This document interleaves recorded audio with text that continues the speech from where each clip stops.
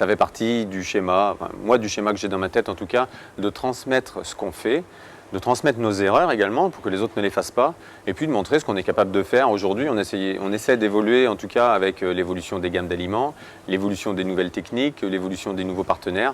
Ça fait partie pour moi, ça fait partie du jeu, d'ouvrir constamment ses portes et de montrer ce qu'on sait faire pour que chacun puisse le faire chez lui. On a mis en avant toute l'expérience qu'on avait de travail dans nos bâtiments, ambiance, isolation évidemment, ambiance, bien-être animal, bien-être humain, travailler le plus efficacement possible, en le moins de temps possible, et avoir des animaux qui se comportent bien.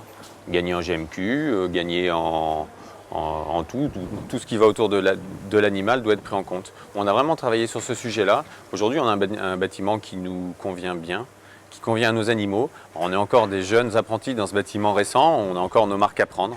Mais on est vraiment sur un bâtiment qui, moi, me plaît et qui me donne envie d'en faire un second. Je suis axé exportation et j'ai eu tendance depuis quelques années à oublier la partie locale puisqu'elle était moins incisive du fait d'une filière un peu moins dynamique.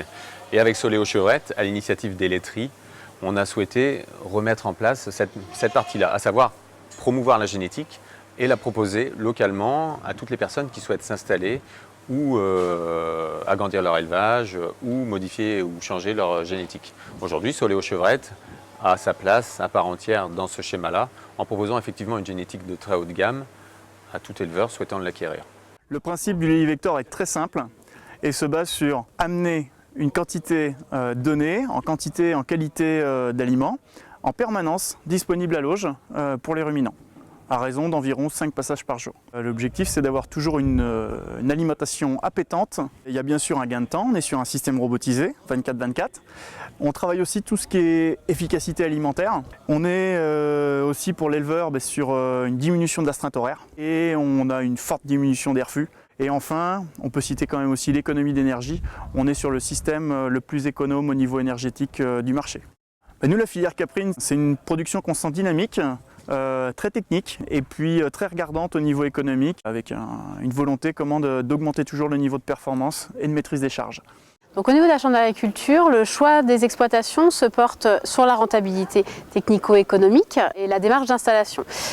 C'est des exploitations qu'on a suivies au niveau de leur parcours d'installation. Aujourd'hui spécifiquement, on est sur une exploitation un petit peu plus atypique avec la transformation fromagère. C'est pas toujours évident de trouver des exploitations qui ont de la transformation fromagère pour pouvoir ouvrir une fromagerie à des visiteurs de Caprinov qui sont en demande depuis le début du salon d'avoir une exploitation en transfo fromagère. On a différents groupes là, on a des agriculteurs, on a des étudiants, là on a des délégations étrangères qui arrivent.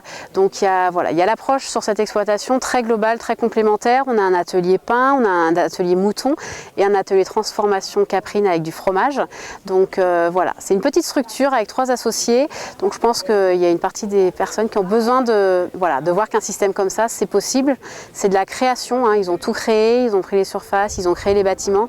Donc voilà, les gens ont besoin de connaître la rentabilité de ce type d'exploitation.